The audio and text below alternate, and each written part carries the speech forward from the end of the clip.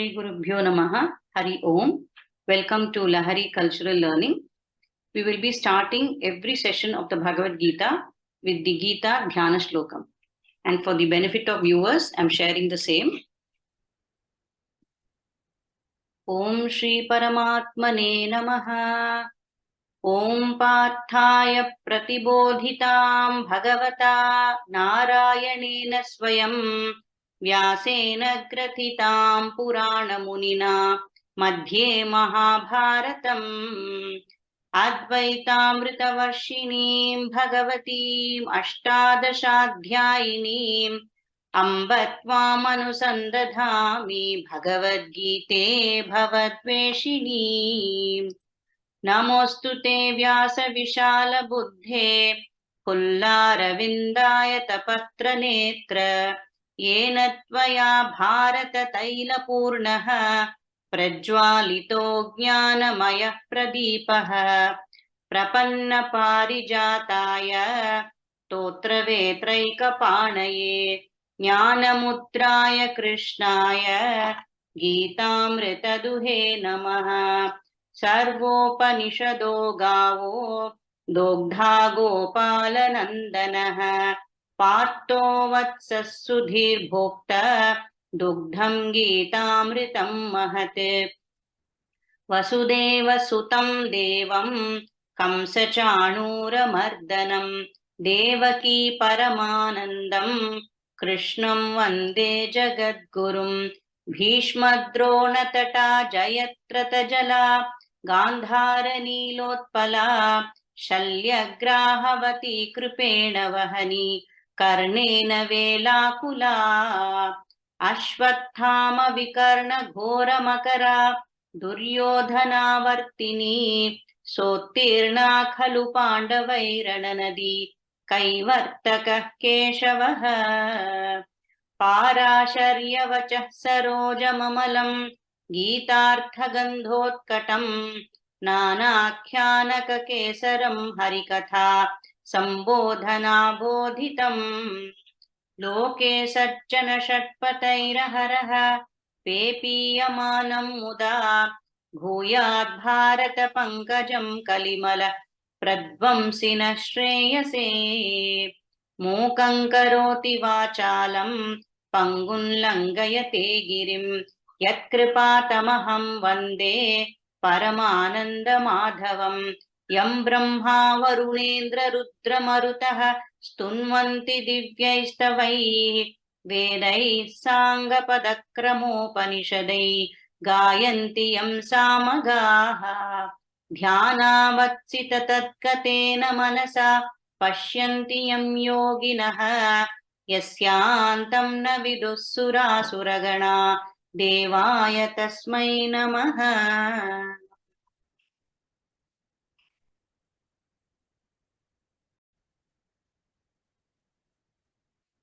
Hari Om. Welcome all to Lahari Cultural Learning. In today's lessons from the Bhagavad Gita, we have another very interesting topic that Mataji will be discussing. That is taming the body, the mind and speech. I found a very interesting Sanskrit shloka. Yatha chittam tatha vacho, yatha vachas tatha kriya, chitte vachi kriyayam cha sadhunam ekarupata. So people of very high nobility have this uniform quality of being uniform in the way they think, what they talk, and their actions.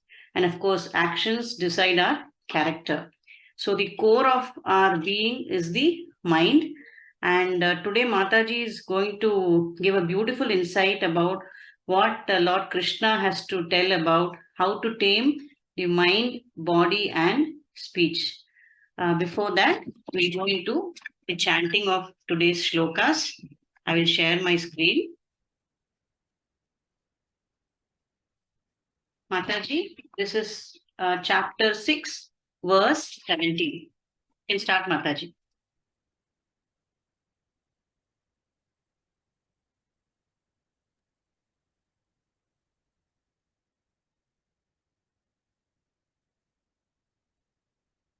Mataji, can't hear you.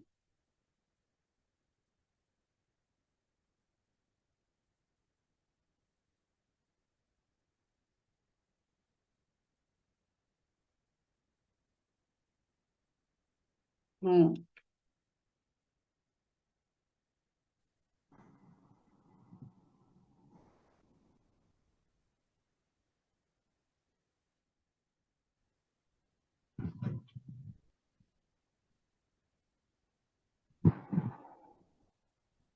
Yes, Mataji. Yeah. युक्ताहार विहारस्य युक्तचेष्टस्य कर्मसु युक्तस्वप्नावबोधस्य योगो भवति दुःखः युक्ताहार विहारस्य युक्ताहारविहारस्य युक्तचेष्टस्य कर्मसु युक्तचेष्टस्य कर्मसु युक्तस्वप्नावबोधस्य युक्तस्वप्नावबोधस्य योगो भवति दुःखः योगो भवति दुःखः युक्ताहार विहारस्य युक्तचेष्टस्य कर्मसु युक्तस्वप्नावबोधस्य योगो भवति दुःखः युक्ताहारविहारस्य युक्तचेष्टस्य कर्मसु युक्तस्वप्नावबोधस्य योगो भवति दुःखः. Chapter 17, verse 14. देवद्विजगुरुप्राज्ञा पूजनं शौचमार्जवम् ब्रह्मचर्यमहिंसा च शारीरं तप उच्यते देवद्विजगुरुप्राज्ञा देवद्विजगुरुप्राज्ञा पूजनं शौचमार्जवम् पूजनं शौचमार्जवम् ब्रह्मचर्यमहिंसा च ब्रह्मचर्यमहिंसा च शारीरं तप उच्यते शारीरं तप उच्यते देवद्विजगुरुप्राज्ञा पूजनं शौचमार्जवम् ब्रह्मचर्यमहिंसा च शारीरं तप उच्यते देवद्विजगुरुप्राज्ञा पूजनं शौचमार्जवम् ब्रह्मचर्यमहिंसा च शारीरं तप उच्यते. Chapter 17, Shloka 16. मनः प्रसादः सौम्यत्वं मौनमात्मविनिग्रहः भावसंशुद्धिरित्येतत् तपो मानसमुच्यते मनः प्रसादः सौम्यत्वं मनः प्रसादः सौम्यत्वम् मौनमात्मविनिग्रहः मौनमात्मविनिग्रहः भावसंशुद्धिरित्येतत् भावसंशुद्धिरित्येतत् तपो मानसमुच्यते तपो मानसमुच्यते मनः प्रसादः सौम्यत्वं मौनमात्मविनिग्रहः भावसंशुद्धिरित्येतत् तपो मानसमुच्यते मनः प्रसादसौम्यत्वम् मौनमात्मविनिग्रहः भावसंशुद्धिरित्येतत् तपो मानसमुच्यते. Chapter 17, verse 15. अनुद्वेगकरं वाक्यं सत्यं प्रियहितं च यत् स्वाध्यायाभ्यसनं चैव वाङ्मयं तप उच्यते अनुद्वेगकरं वाक्यम् अनुद्वेगकरं वाक्यम् सत्यं प्रियहितं च यत् सत्यं प्रियहितं च यत् स्वाध्यायाभ्यसनं चैव स्वाध्यायाभ्यसनं चैव वाङ्मयं तप उच्यते वाङ्मयं तप उच्यते अनुद्वेगकरं वाक्यं सत्यं प्रियहितं च यत् स्वाध्यायाभ्यसनं चैव वाङ्मयं तप उच्यते अनुद्वेगकरं वाक्यं सत्यं प्रियहितं च यत् स्वाध्यायाभ्यसनं चैव वाङ्मयं तप उच्यते.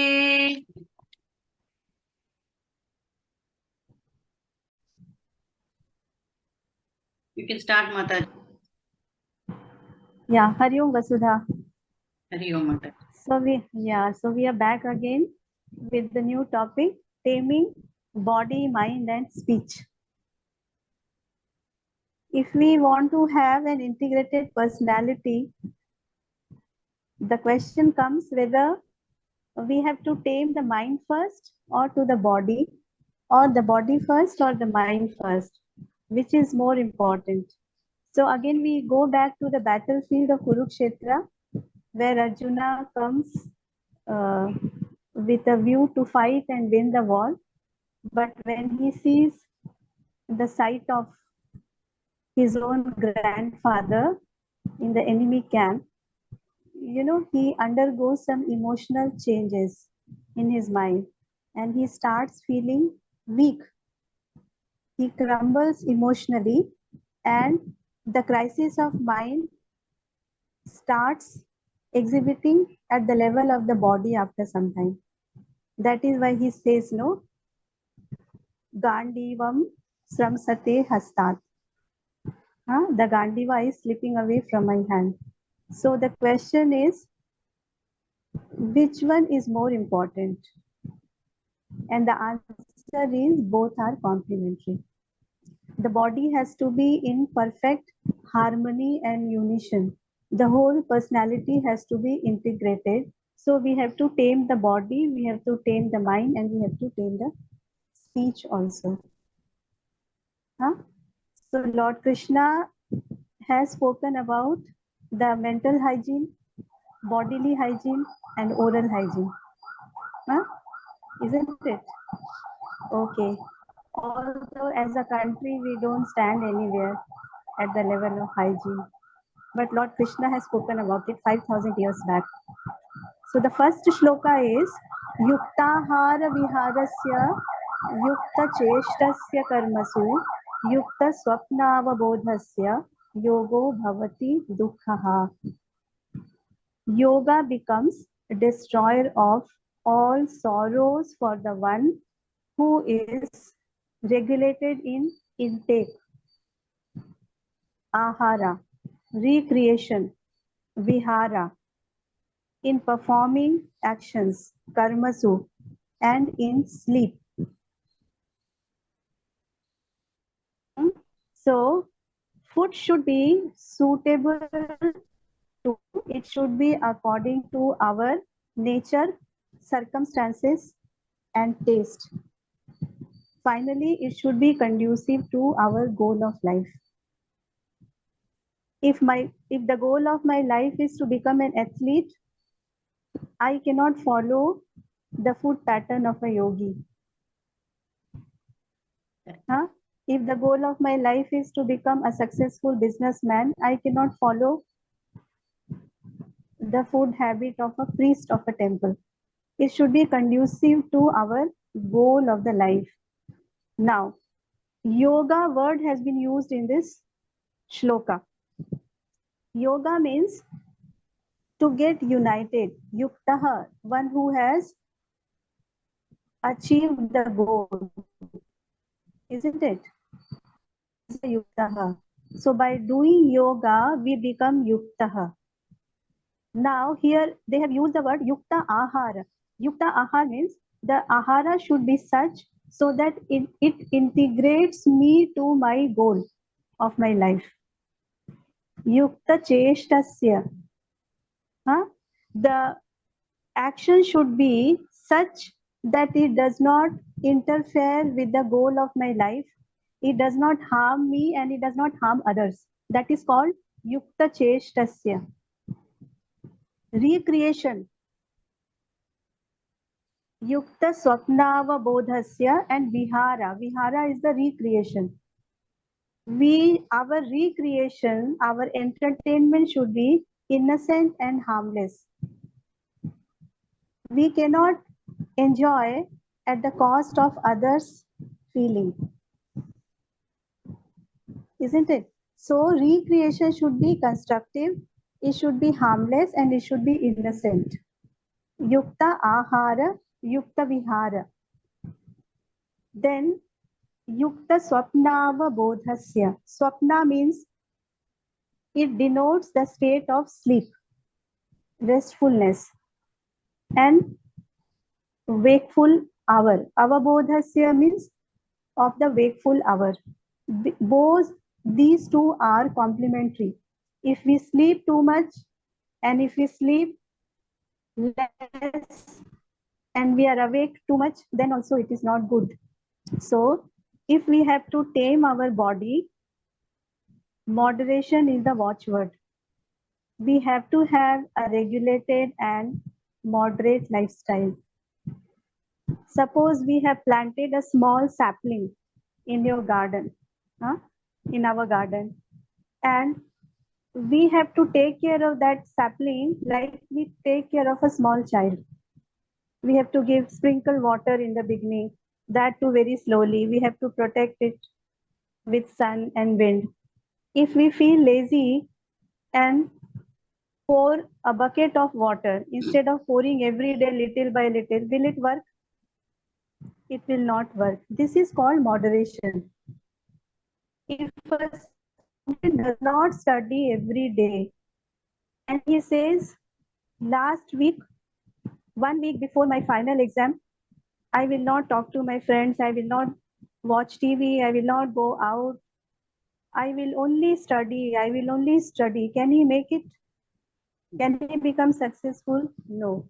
So moderation and regulation is very important to tame our body, mind, both. Huh? It gets transferred from body to the mind and from the mind to the body. Sometimes when the mind becomes weak, a strong body can sustain it. Sometimes when the body becomes weak, with the help of the mind, we can course through. Life. So I will repeat moderation and regulation. Yukta ahara, yukta vihara, yukta cheshta. Whatever work we do, whatever has to be done at right time, we have to do it.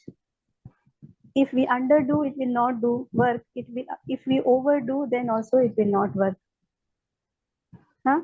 Sometimes what happens, we are carried away by the whims and fancies of our mind. If we feel loving to somebody, we shower love to the extent the other person becomes uncomfortable. And when we feel hateful, that also goes to other extremes. So everywhere, in the expression, in my lifestyle, there has to be a disciplined, regulated life. We can learn this from nature.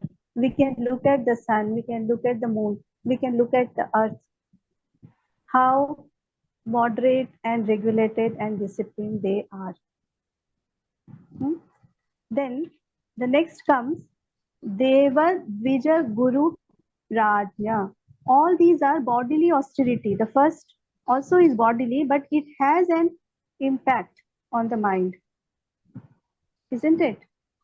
Because when the alarm goes in the morning, the body will not wake up unless the mind gives the command. Correct. isn't it? But the mind will say, yesterday I was very late and again I have to work late night today. So why not sleep? No more walking today. We think like that, now all of us do like that. Huh? Then one more sweet only. Okay, let me overeat the dinner today. I will skip the breakfast tomorrow. Hmm? So this is what happens. Deva Dvija Guru Pradnya Pujanam Shaucham Arjavam Brahmacharyam Brahmacharyam Ahimsa cha Shariram Tapa Uchyate.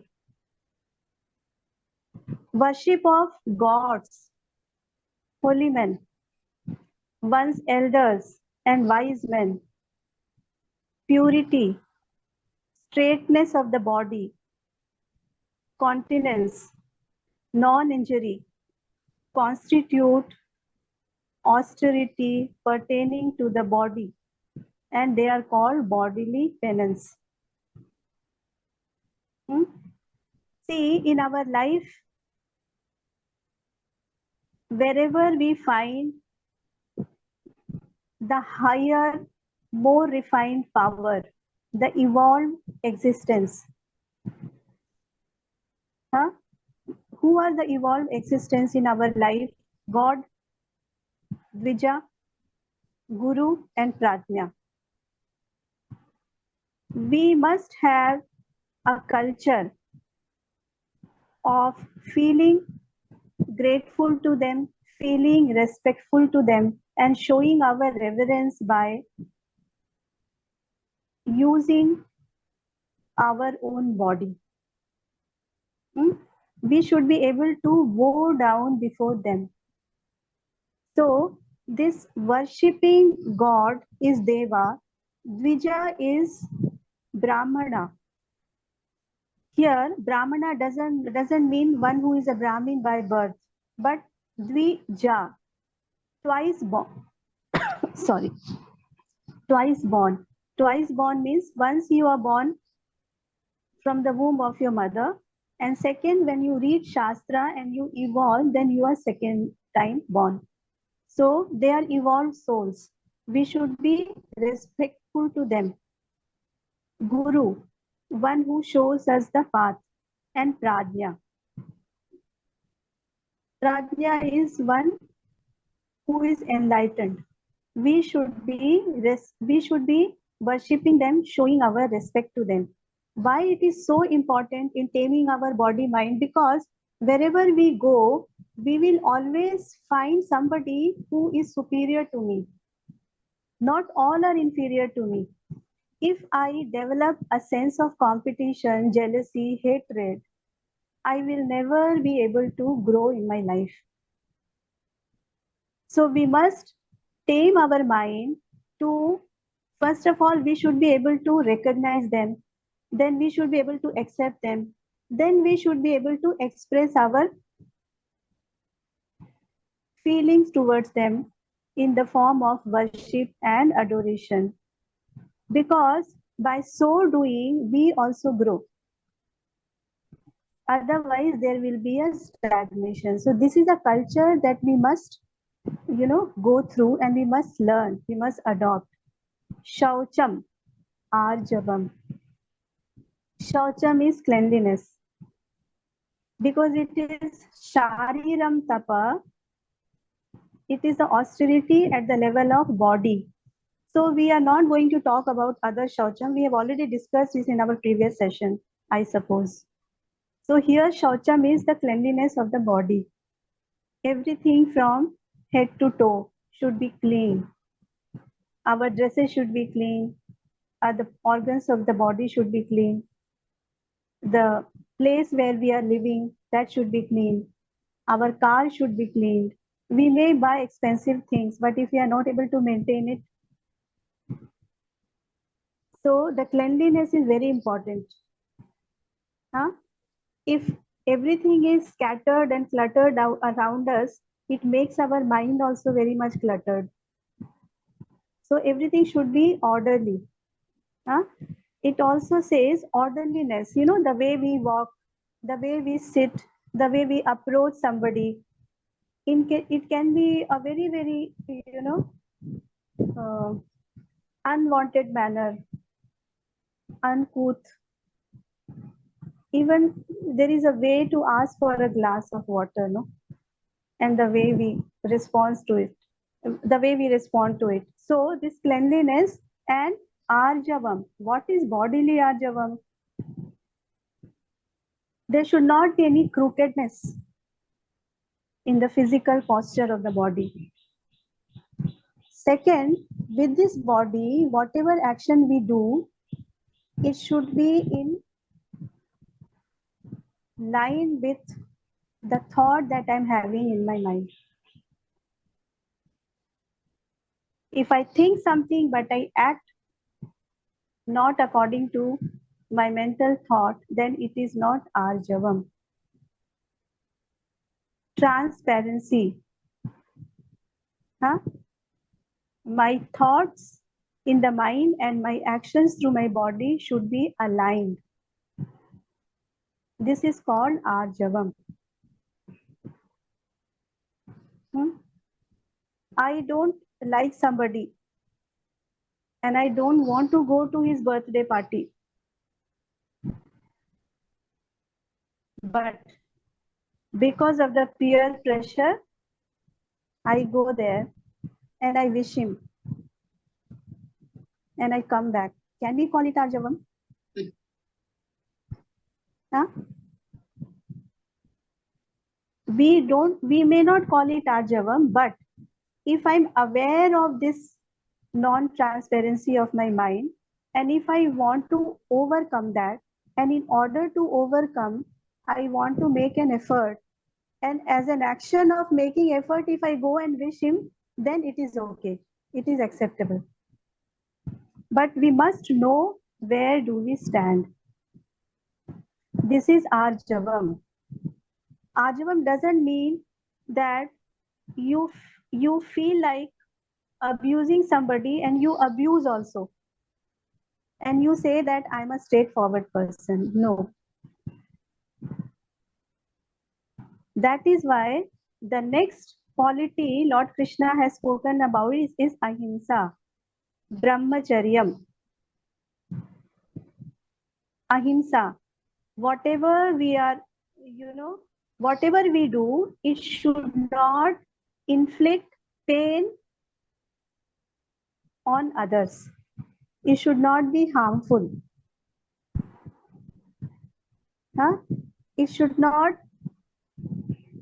disturb others. So that is called ahimsa.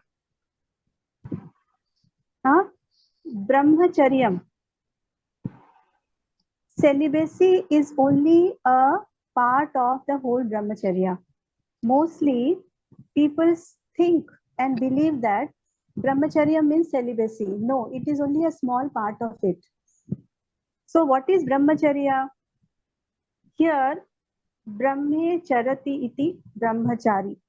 And whoever is having this kind of lifestyle and thought, he is a brahmacharya. He is following brahmacharya.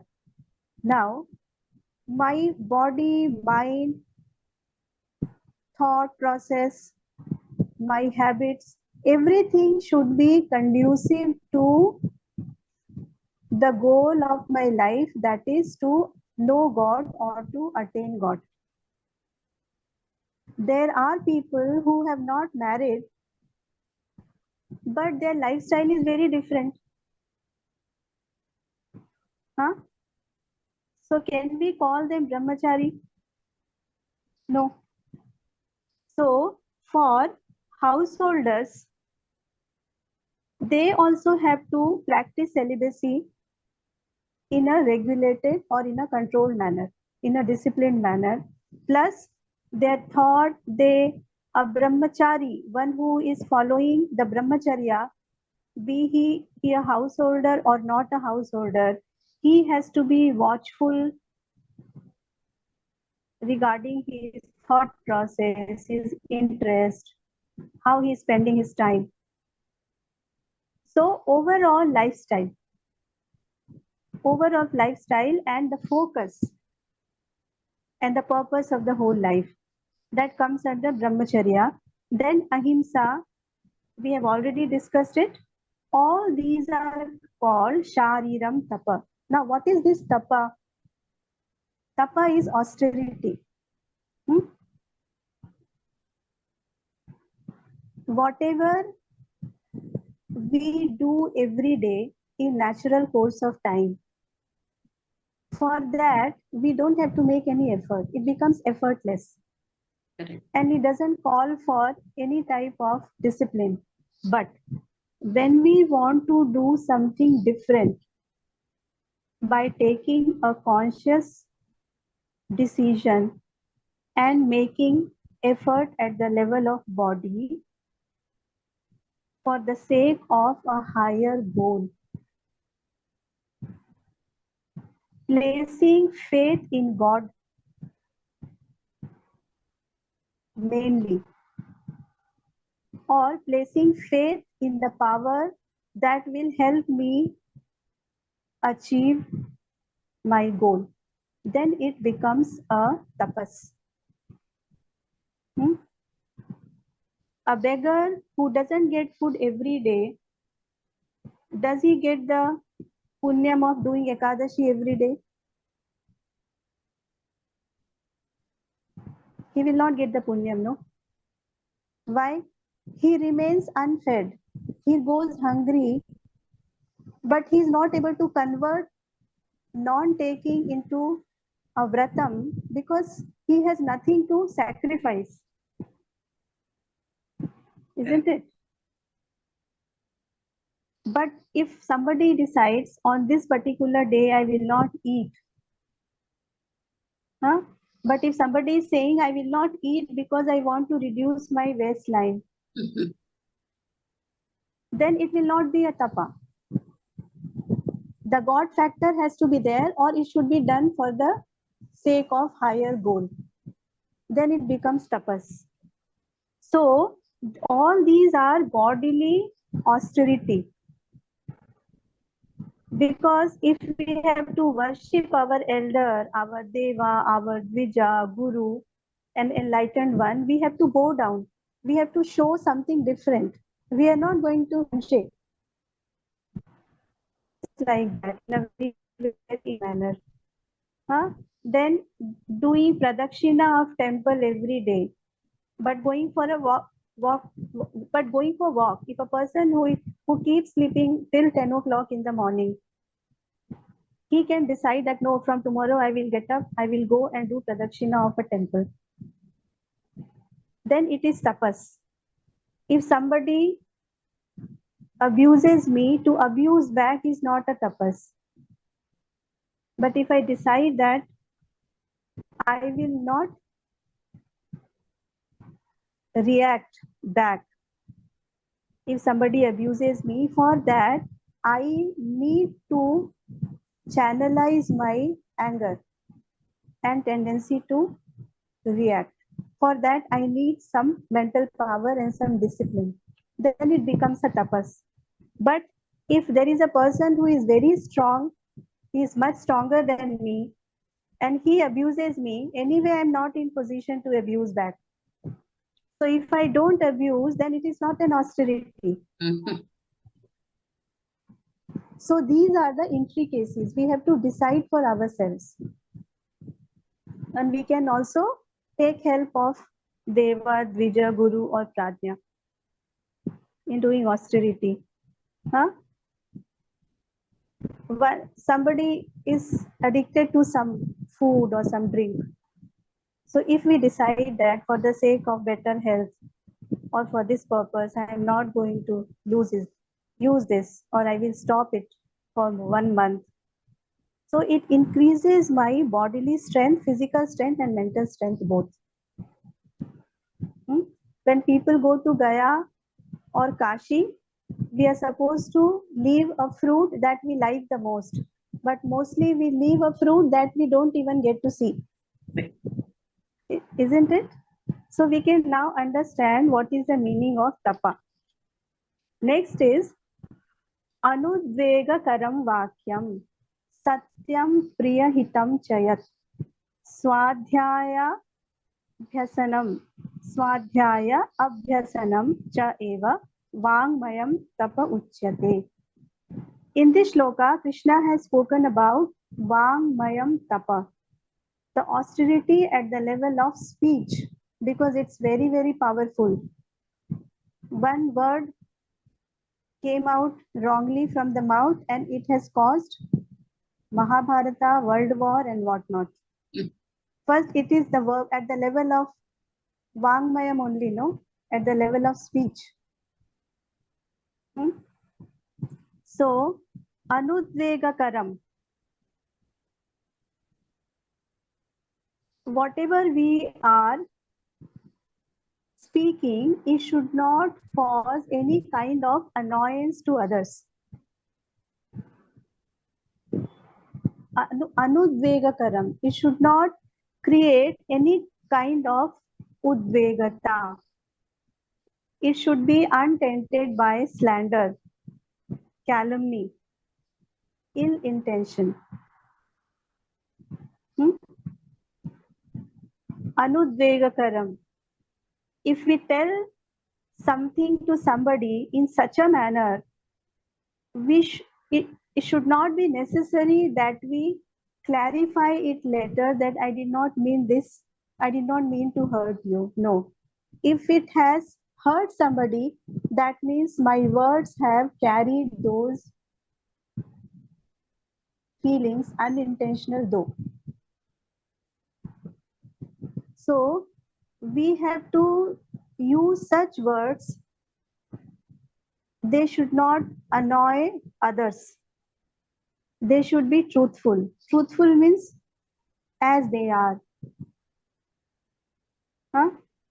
Truthfulness doesn't mean that you call a blind a blind.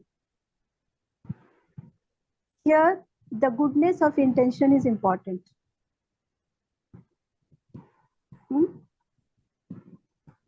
Truthfulness also means lack of effort to hide something.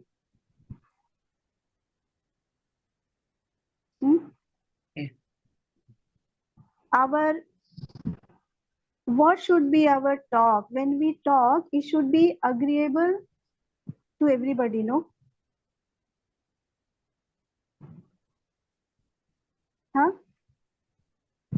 That is truthfulness.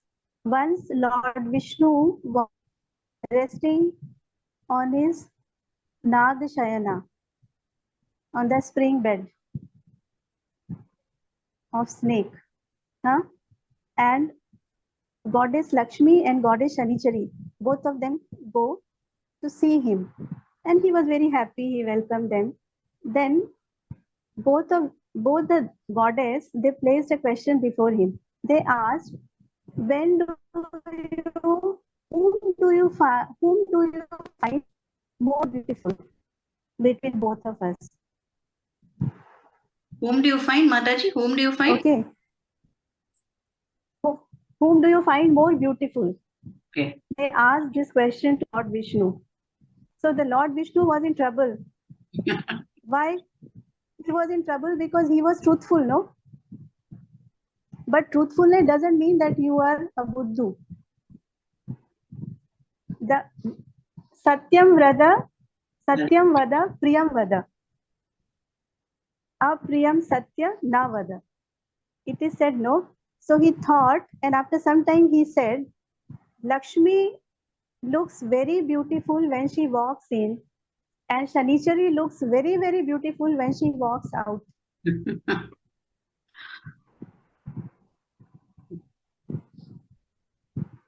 So there was not even,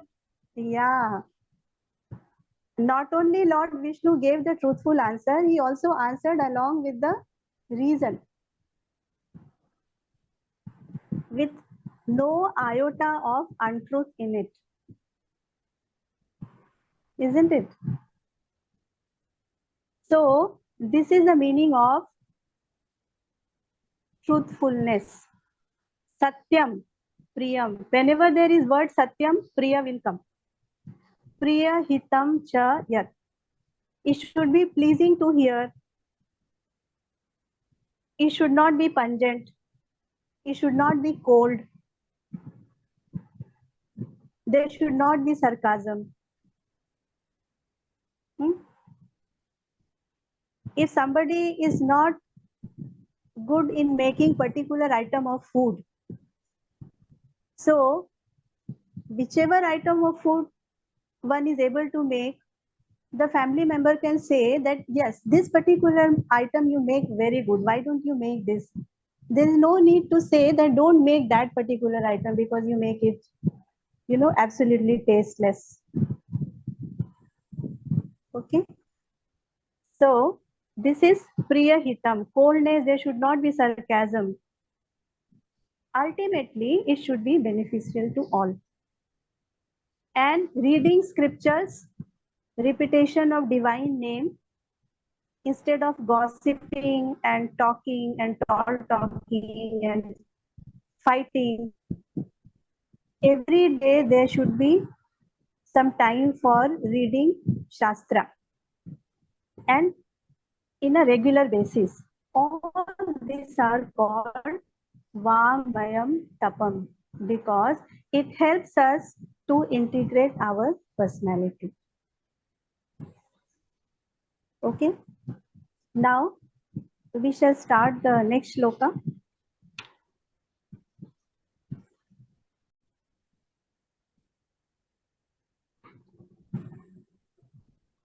So, Vangmayam Tapaha, to summarize it, there are 4 more main points: unoffensiveness, veracity, agreeability, and wholesomeness.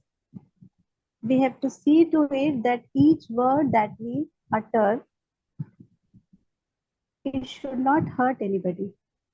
It should have the purity of intention. It should be constructive. It should be such that it persuades others emotionally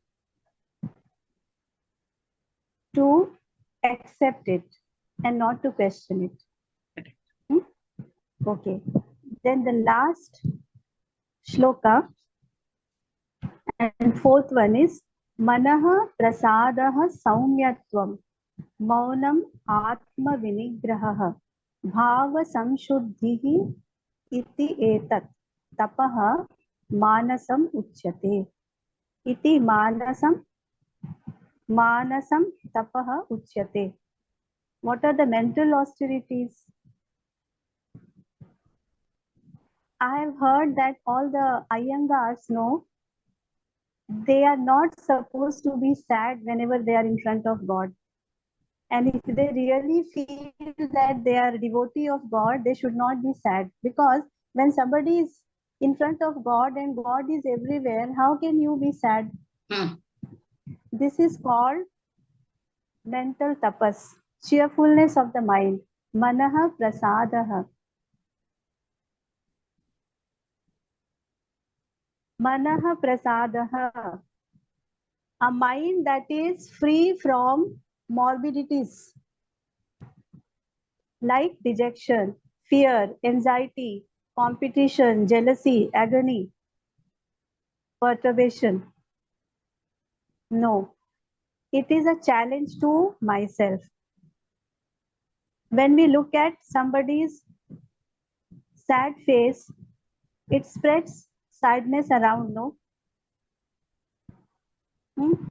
So the mind should be prasadaha. Mind should be filled with cheerfulness. It should be filled with vivacity. Saumyatvam. Saumyatvam is softness of the thought, tenderness of emotions.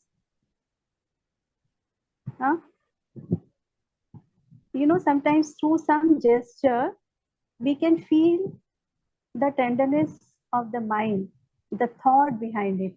And it touches our heart. So that kind of saumyatvam, the softness, the tenderness, it comes through the purity of intention. That is called bhava samshuddhi. At the level of bhava, it is very pure. Bhava samshuddhi, maunam, atma vinigraha. What is maunam? Not talking is not maunam. There are people who keep to maunam and they keep on texting messages in WhatsApp or writing down. So they chat more. It's better not to keep maunam because then you chat less, isn't it? So what is maunam? The constant application of the mind to the thought of the virtues. The constant application of the mind to dissuade the mind from any such thought that is negative and that is harmful to one and all. Birds of the same feather flock together for gossip. Huh? So we have to be watchful not to join that. This comes under Atma Vinigraha. We have to be indrawn. We have to be, we should be able to withdraw ourselves from anything that is harmful. And we should find our solace, peace, and happiness in those virtues, the values. Okay. All this is called Manasa Tapam, control of the mind and the perfect purity of inner feelings. All this is called austerity of the mind. We should cultivate the habit of contemplation on God. Generally, what do? We think of others, how they are. Either we praise them or we criticize them. Both are not required. So maunam is very important. Atma vinigraha means there should not be restlessness of the mind. The mind should be indrawn. Bhava samshuddhi is complete eradication, complete elimination of evil propensities of the mind. Sometimes we may not harm somebody, but we wait for somebody else to start the topic and then we join it. That means the tendency is there inside us, isn't it? Correct. So this austerity is very subtle and it is not time bound. As long as we are awake, we are engaged in work, at the back of our mind, all this austerity we should be practicing. Then only we are able to make our life straight. We become a very straightforward person, non-split personality, very adorable, loving, polite, and full of forbearance. Okay, Vasudha? Thank you, Mataji. That was very profound. I wish we could have more time to discuss this, but Krishna, usually people think that Gita is all about the higher plane, like soul and deep meditation and things like that. But Krishna has also dealt on the Laukika aspects of body cleanliness. I think Yes. that's really good. Yeah. So it really shows that the Gita is for everybody, not only for those who are already in that, that mature level. You provided No, very beautifully. but Vasudha, if we have to climb the stair, we can we remove the first step from the stair? Correct. We cannot. Correct. It is like this. Yeah. So thank you, Mataji. But there was one question from the last session we had about controlling anger. Okay. The question is, in our Puranas, we find even great rishis like Durvasa getting angry at the drop of a hat. So how do we understand this? Even Lord Shiva gets angry with Daksha for not inviting him for the yajna. So what is the significance? So that is a question in our YouTube, one who has the video. Yeah. Acha, okay. So we will deal with it one by one. So the first is we have seen even Durvasa Rishi to Getting get angry. Yeah. So being a rishi, how can he get angry? I think that's a question. They're supposed to have absolute control over their senses and Yeah. emotions. See, we have, suppose we take the example of a knife. Okay. A knife is an instrument and it has a sharp edge. So what is the property of a knife? The sharpness. Correct. Okay. The same sharpness, whether it is a good quality, whether it is beneficial or whether it is harmful, it depends upon the hand in which it is there. Correct. Who is using the knife? Okay. The user can cut vegetables with it, or he can cut People. somebody's neck also. So anger is the sharpness. It depends upon the user. Okay. Now, sometimes what happens,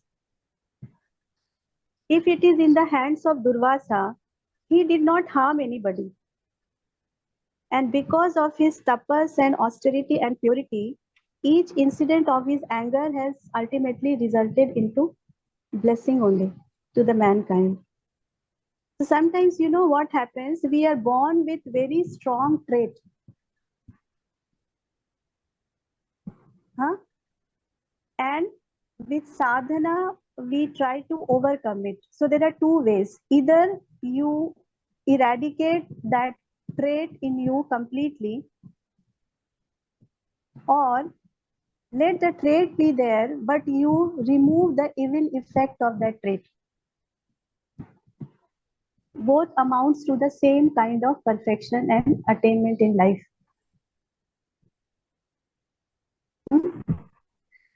So, snake has poison, but it doesn't kill the snake, because snake is the master of the poison. Poison doesn't harm the snake.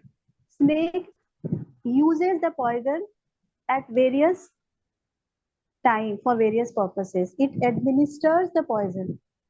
So anger also is a weapon in the hand of a rishi. We should not try to judge him from his outer behavior. Okay, Puranas are stories to tell us so that we can learn the life of our lesson. If something that is acceptable, we should accept. If something not, we should reject. And something that we can also improve upon, we should do it. So they are not the final certification of anybody's behavior, and justification is what I feel. Okay. Okay. Okay. Okay. Okay, Mataji. I think I hope this answers. And the second question. And the second question was, Lord Shiva gets angry with Daksha for not inviting him for the yajna. Yeah. So it is a story for everybody to learn that we should not go to any place where we are not invited. And we have to give everybody their personal space and liberty. It is an indication. That much only we have to learn. Okay. Isn't it? Okay. Okay, Mataji. I think we don't have more questions. Okay. Yeah. So we will meet next week with another topic. Yes. And as always, if viewers have any questions, you can post it in the comment section. I'll end this session today, Mataji. Yeah, please. Vasudeva Sutam Devam Kamsachanuramardanam Devaki Paramanandam Krishnam Vande Jagadgurum Shri Gurubhyo Namaha Harihi Om Sarvam Shri Krishnarpanamastu. Thank you all. Hari Om. Hari Om Mataji. Hari Om to all. Hari Om. Hari Om. Vasudha.